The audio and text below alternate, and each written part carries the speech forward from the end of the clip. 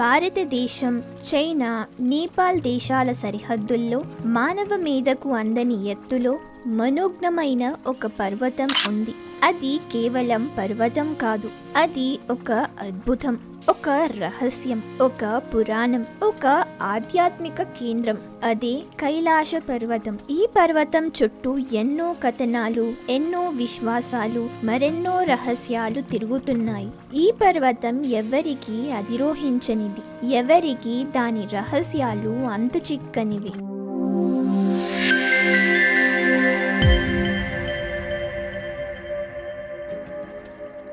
హిందూ పురాణాల ప్రకారం కైలాస పర్వతం దేవతల రాజు అయిన శివుడి నివాసం. పార్వతీదేవితో కలిసి శివుడు ఇక్కడే వాసం చేస్తున్నారు. శివుడి తపస్సుకు మెచ్చుకున్న బ్రహ్మదేవుడు ఈ పర్వతాన్ని శివుడికి బహుమతిగా ఇచ్చాడు. శైవ, వైష్ణవ, బౌద్ధ, జైన మతాలలో కైలాస పర్వతానికి ప్రత్యేక స్థానం ఉంది. మరో పురాణం ప్రకారం రావణుడు ఈ పర్వతాన్ని తన రాజధానికి తీసుకెళ్లాలని ప్రయత్నించాడు. అతను తన దశకంఠ శక్తితో పర్వతాన్ని లేపాడు. కానీ శివుడు తన శిరస్సు నుండి గంగానదిని ప్రవహింపజేసి ఆ నీరు పర్వతం మీద పడటంతో రావణుడు పర్వతాన్ని వదలవలసి వచ్చింది. అప్పుడు ఆ గంగానది భూమి మీదకు చేరుకుంది. ఈ కథనం గంగానది ప్రవాహం ఎలా ఏర్పడిందనే దానికి ఒక పురాణాత్మక వివరణ. కైలాస పర్వతం కేవలం ఒక పర్వతం కాదు, ఇది 4 ప్రధాన మతాలచే పూజించబడే ఆశ్రయం. హిందువులు దీనిని శివుని నివాసమని మరియు తంత్రయోగాలకు జ్ఞానం యొక్క మూలంగా కూడా భావిస్తారు. ప్రాచీన భారతీయ శాస్త్రాలు దీనిని స్వర్గలోకంగా పిలువబడే స్వర్గానికి ద్వారంగా పనిచేస్తుందని ప్రతిపాదిస్తారు. బౌద్ధులు దీనిని బుద్ధుని అవతారమైన డెంచోక్తో అనుసంధానిస్తారు మరియు దీనిని అన్ని భౌతిక, మెటాఫిజిక్స్ మరియు పర్వతంగా పిలుస్తారు. జైనులు దీనిని తమ మొదటి తీర్థంకార విముక్తిని పొంది ఆధ్యాత్మిక దివ్యజ్యోతి యొక్క జ్ఞానాన్ని పొందిన స్థలంగా భావిస్తారు. బోన్ మతం దీనిని విశ్వ అక్షంగా భావిస్తుంది. అయితే ఇది కేవలం మతపరమైన ప్రాముఖ్యత గురించి మాత్రమేనా? వివిధ సంస్కృతులు, మతాల మరియు సాంప్రదాయాలు తమ మూలాన్ని ఈ పర్వతానికి ఎందుకు అనుసంధానిస్తున్నాయి? అనేక విభిన్న నమ్మకాలు మరియు విశ్వాసాలు ఒకే ప్రదేశంలో ఎందుకు కలుస్తాయి? ఈ నమ్మకాల కలయిక కేవలం యాదృచ్ఛికం కంటే లోతుగా ఉన్నదని, ఉపరితలం కంటే చాలా ఎక్కువ ఉందని బలంగా సూచిస్తుంది. కైలాస పర్వతం చుట్టూ ఎన్నో రహస్యాలు ఉన్నాయి. ఇప్పటి వరకు ఎవరూ కైలాస పర్వతాన్ని అధిరోహించలేకపోయారు. పర్వతారోహణ నిపుణులు కూడా దీనిని అధిరోహించే ప్రయత్నాలను విరమించారు. పర్వతం ఎత్తు, వాతావరణ పరిస్థితులు, మతపరమైన విశ్వాసాలు ఇందుకు కారణాలుగా చెబుతారు. పైనుంచి చూసినప్పుడు కైలాస పర్వతం స్వస్తిక ఆకారంలో ఉంటుంది. ఇది ప్రాచీన భారతీయ సంస్కృతిలో శుభప్రదమైన చిహ్నం. కైలాస పర్వతం ఒక ఆశ్చర్యకరమైన భౌగోళిక లక్షణం దాని స్థానం. ఇది ఉత్తర ధ్రువం నుండి ఖచ్చితంగా 6666 కిలోమీటర్లు ఉంటుంది. దక్షిణ ధ్రువం నుండి 13332 కిలోమీటర్లు ఉంటుంది.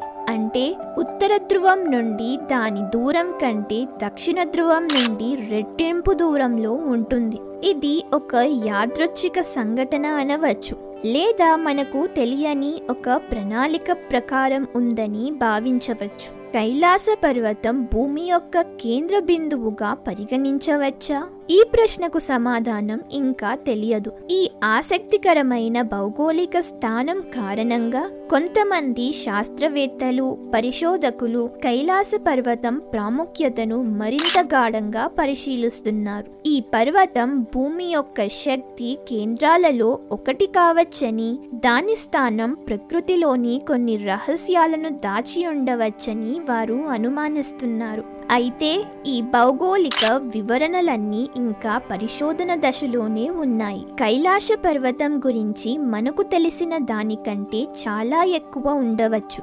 భవిష్యత్తులో జరిగే పరిశోధనలు మనకు ఈ పర్వతం యొక్క నిజమైన రహస్యాలను వెల్లడించగలవు. కొంతమంది పురాతన పరిశోధకులు మరియు రష్యా, అమెరికాకు చెందిన శాస్త్రవేత్తలు కైలాస పర్వతం కేవలం ఒక పర్వతం మాత్రమే కాదని ప్రతిపాదిస్తున్నారు. 1999లో సందర్శించిన రష్యన్ డాక్టర్ ఎర్నస్ట్ ముల్దాషేవ్ ఆ పర్వతం లోపలి భాగం ఖాళీగా ఉండవచ్చని ఒక సిద్ధాంతాన్ని ప్రతిపాదించారు. అంతేకాకుండా కైలాస పర్వతం ఈజిప్ట్లోని ప్రాచీన పిరమిడ్లకు అనుసంధానించబడిన అతిపెద్ద మానవ నిర్మిత పిరమిడ్ కావచ్చు అని కూడా ఆయన సూచించారు. ముల్దాషేవ్ తన జట్టు అనుభవించిన విచిత్రమైన ఊహించని అనుభవాలను వి కమ్ ఫ్రమ్ అనే పుస్తకంలో వివరించారు. డాక్టర్ ముల్దాషేవ్ మరియు ఆయన బృందం ఈ ప్రాంతంలో అసాధారణమైన విషయాలను కనుగొన్నారు. స్థానిక టిబెట్ లామాలు, సన్యాసులతో ఇంటర్వ్యూల ద్వారా వారు ఆకట్టుకునే నిజాలను వెలుగులోకి తెచ్చారు. కైలాస ప్రాంతం కింద శంబాలా అనే నగరం ఉందని ప్రాచీన గ్రంథాలు సూచిస్తున్నాయి. ఇది దేవతల నగరం లేదా అత్యంత అధునాతనమైన మానవ జాతుల నగరంగా పేర్కొనబడింది.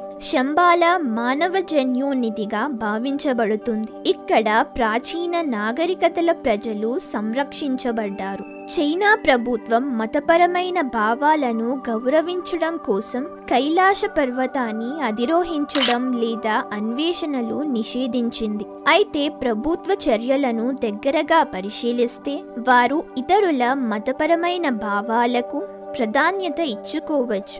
అయితే మరి అసలు కారణం ఏమిటి? గతంలో జరిగిన అన్వేషణలు విఫలమై ప్రాణ నష్టం కూడా జరిగినట్లు గమనించవచ్చు. మత గ్రంథాల ప్రకారం పర్వతం అతీంద్రియ శక్తులను కలిగి ఉందని మరియు అధిరోహించడం అసాధ్యమైనదిగా భావిస్తారు. ఈ నమ్మకానికి చరిత్ర సాక్ష్యమిచ్చింది. ఇప్పటి వరకు ఒకే ఒక వ్యక్తి ఈ శిఖరాన్ని జయించినట్లు మనందరికీ తెలుసు. మిలారేపా అనే బౌద్ధ సన్యాసి దాదాపు 900 సంవత్సరాల క్రితం ఈ అద్భుత ఘనతను సాధించినట్లు చెబుతారు. కైలాస పర్వతాన్ని సందర్శించే వారు తరచుగా అసాధారణ అనుభవాల గురించి నివేదిస్తారు. అందులో ప్రాంతంలో సమయం వేగంగా గడుస్తుందనే భావన కూడా ఉంది. కొంతమంది అధిరోహణ ప్రయత్నించినప్పుడు వేగవంతమైన జుట్టు మరియు గోర్లు పెరుగుదలను కూడా గమనించారు. కేవలం కొన్ని గంటల్లో 2 వారాల పెరుగుదల జరుగుతుందట. ఈ అకస్మాత్తు వృద్ధాప్యం వారిని వెనక్కి తగ్గించింది. కైలాస పర్వతం సమీపంలో ఉన్న మరో అద్భుతమైన విషయం మానసరోవర్ మరియు రాక్షస్ తాల్ అనే 2 సరస్సులు. కేవలం 2 మైళ్ళ దూరంలో ఉన్నప్పటికీ ఈ సరస్సులు పూర్తిగా భిన్నమైన లక్షణాలను ప్రదర్శిస్తాయి. సముద్ర మట్టానికి 4590 మీటర్ల ఎత్తులో ఉన్న మానస సరోవరం ఒక మంచినీటి సరస్సు. ఇది మొదట బ్రహ్మదేవుని మనసులో సృష్టించబడి తరువాత భూమి మీద ప్రకటించబడిందని నమ్ముతారు. అందుకే దీనికి మానస సరోవరం అనే పేరు వచ్చింది. సంస్కృతంలో మానస అంటే మనసు, సరోవరం అంటే సరస్సు. కాంతి లేదా ప్రకాశానికి చిహ్నంగా పరిగణించబడుతుంది. ఇది పవిత్రత యొక్క పరమావతారం మరియు ఈ సరస్సు నీటిని తాగే అదృష్టవంతుల పాపాలు శుద్ధి అవుతాయని నమ్ముతారు. మానస సరోవరం యొక్క దివ్యత్వం హిందూ మతానికి మాత్రమే పరిమితం కాదు. అనేక మతాలు వివిధ పవిత్ర గ్రంథాలు మరియు సంఘటనలలో ఈ నిర్మల సరస్సు యొక్క పవిత్రతను వర్ణిస్తున్నాయి. హిందూ శాస్త్రాల ప్రకారం రావణుడు కైలాస పర్వతంపై నివసించే దేవుడైన శివునికి భక్తి మరియు ధ్యానం ద్వారా అతీంద్రియ శక్తులను పొందే ప్రయోజనం కోసం రాక్షస్ తాల్ను సృష్టించాడని చెప్పుకుంటారు. ఈ సరస్సులోని ప్రత్యేక ద్వీపం ఒడ్డున ప్రతిరోజు తన 10 తలలో ఒక్కదాన్ని బలిగా అర్పించి శివుడిని ప్రసన్నం చేసుకునేవాడు. అలా చేయగా తన శిరస్సు నుండి చాలా రక్తం కారి ఈ సరస్సు పుట్టిందని ప్రజలు నమ్ముతారు. చివరగా 10వ రోజున రావణుని భక్తికి కదిలిన శివుడు అతనికి అతీంద్రియ శక్తులను పొందే కోరికను మంజూరు చేశారు.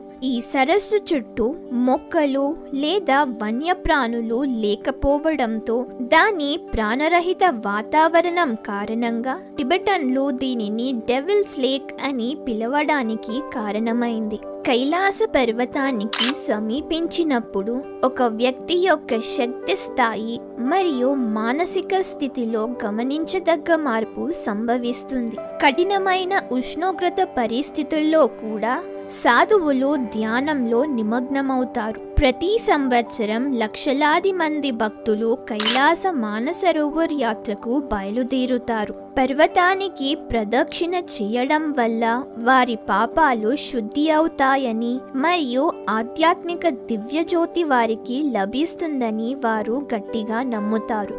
భయంకరమైన పరిస్థితులు, 52 కిలోమీటర్ల పొడవైన మార్గం మరియు అత్యంత ఎత్తైన ప్రాంతం కారణంగా చాలా తక్కువ మంది మాత్రమే ఈ కఠినమైన కార్యాన్ని సాధించగలుగుతారు. కైలాస పర్వతం విస్తారమైన జ్ఞానం నిక్షేపంగా ఉంది. శివుడు నుంచి ప్రాచీన తీర్థంకరుల వరకు ఉన్న జ్ఞానం ఈ పర్వతం లోతుల్లో దాగి ఉంది.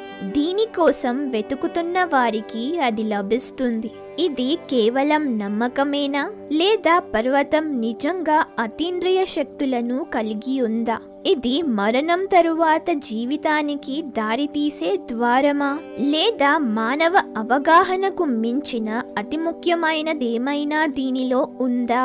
ఈ ప్రశ్నలకు సమాధానాలు ఇంకా తెలియవు. కానీ ఒక విషయం ఖచ్చితంగా ఉంది. అదేంటంటే కైలాస పర్వతం ఖచ్చితంగా జీవితాన్ని కలిగి ఉంది, కానీ మనం అర్థం చేసుకున్న విధంగా కాదు. కైలాస పర్వతం ఒక అనంత రహస్యాల నిధి. పురాణాల నుండి శాస్త్రీయ సిద్ధాంతాల వరకు, ఆధ్యాత్మిక విశ్వాసాల నుండి పర్యావరణ శాస్త్రం వరకు ప్రతి రంగం ఈ పర్వతాన్ని తనదైన కోణంలో చూస్తుంది. ఇది మానవ మేధకు అందని ఒక సృష్టి. కైలాస పర్వతం కేవలం ఒక భూగోళాకార ప్రదేశం కాదు. అది మన అజ్ఞానానికి, ఆశ్చర్యానికి, ఆరాధనకు, భక్తికి ఒక ప్రతీక. ఇది ప్రకృతి యొక్క అదృష్టమైన రహస్యం. దీనిని పూర్తిగా అర్థం చేసుకోవడం మనకు ఇంకా అందని లక్ష్యం.